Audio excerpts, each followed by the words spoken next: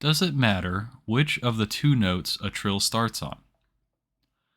Let's say the answer is no, but we will have to assume the player is using the spread setup, which means 2 fingers from each hand and 1 key for each finger.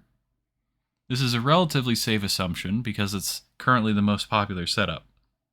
I could still argue that it depends on whether your index finger is stronger than your middle finger and whether the trill has an even or odd number of notes in it. I don't have any data on this, but I can't imagine the difference is significant if there is one. So let's also assume that the 2 fingers from each hand are equally strong. Is a left-handed trill the same difficulty as a right-handed trill? Probably not, because most people are right-handed. But generally, step artists try to balance usage of the left and right hands, and generally players try to be as good with their left hand as they are with their right. So let's assume that the left hand is the same as the right hand.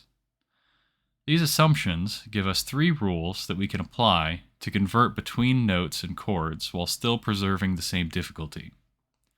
We can swap the 2 left-handed tracks with each other. We can swap the 2 right-handed tracks with each other. And we can swap the left-hand tracks with the right-hand tracks. And if we allow ourselves to apply these rules multiple times, we can discover families of related chords.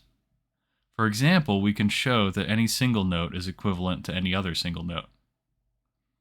Having these new tools, what can we say about these 6 chords if we consider them in isolation? It turns out that these 6 are actually just 2. The set of jumps that use only one hand, and the set of jumps that use both hands.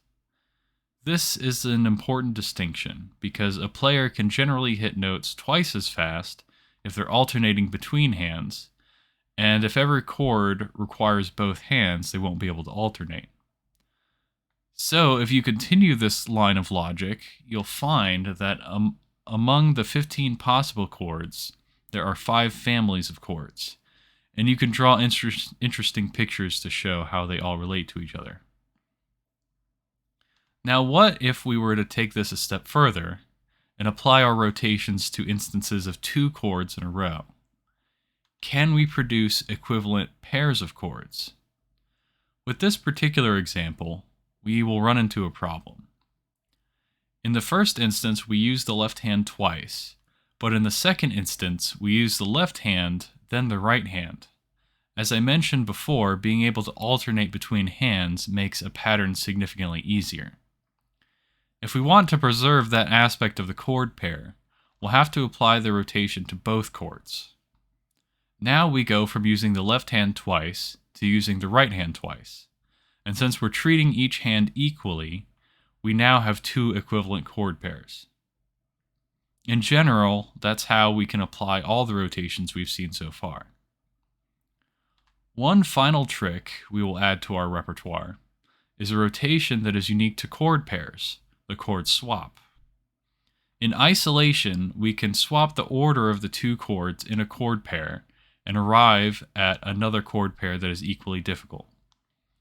This is essentially saying that performing an action in reverse should be the same as performing it normally. So, to review, we have 4 rotations that we can apply to a chord pair to produce an equivalent chord pair, and we can apply multiple of them in any order. Now there's only one question left to answer. Given that there are 225 different chord pairs, how many different families are there? 28. There's 28 families of chord pairs.